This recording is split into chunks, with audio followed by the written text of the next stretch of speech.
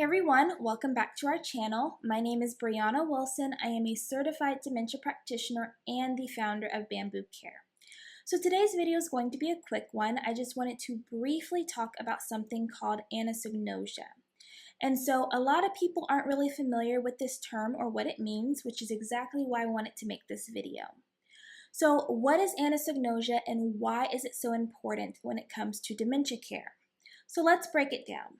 So anosognosia is actually derived from Greek words. So a means without, nosos means disease, and gnosis means knowledge.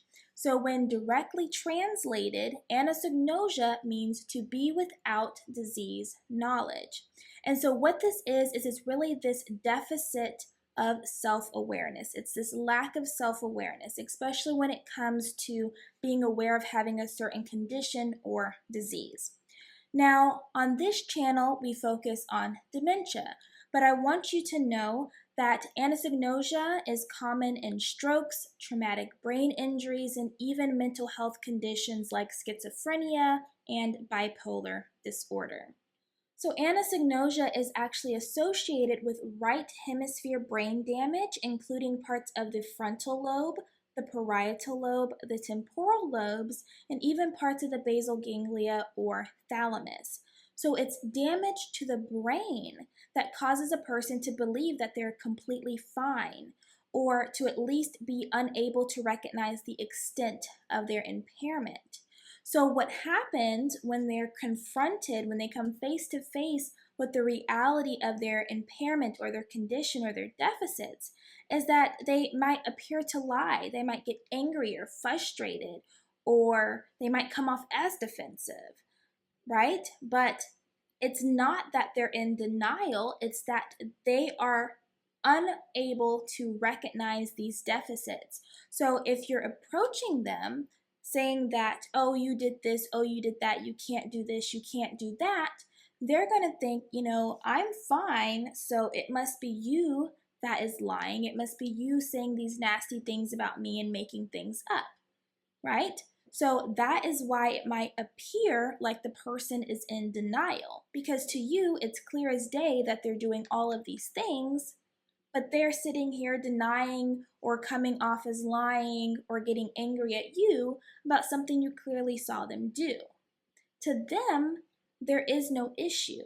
And this can be really dangerous, especially when it comes to things like driving or cooking, because they can be super unsafe, but not recognize that there are those safety impairments, okay? Now, the tricky part about anosognosia is that their level of awareness can actually fluctuate. It can fluctuate within a day, it can fluctuate from day to day, and it can change over time. But this is the brain that we're talking about, so that really shouldn't come to us as a surprise, right? So how does anosognosia differ from true denial? So with denial, it is actually a psychological defense mechanism. Denial is when you are completely aware of the truth of the facts of the reality, but for whatever reason, you just refuse to accept it.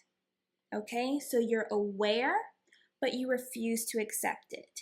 Anosognosia, on the other hand, there is damage to the brain that is causing the person to be unaware of their deficit. They lack insight into their deficits, okay? This is why you never want to try to convince your partner that they have dementia or that they have XYZ impairment. You don't want to go listing off all the things that they can't do to try to prove a point, because it won't work, okay? All you'll end up doing is either pissing them off or upsetting them. So it's really just pointless, okay? So I just really wanted to make this quick video to make you aware that there is something called anosognosia that many people with dementia have, and it limits them from being able to see into their impairments, to see into their deficits. So this is why many of them may think they're completely fine, or they may not realize the extent of their impairments, okay? If you have any questions or concerns about anything I talked about in this video, please let me know in the comment section below. Also remember that all of our social media links are in the description box, as well as our website. And until next time,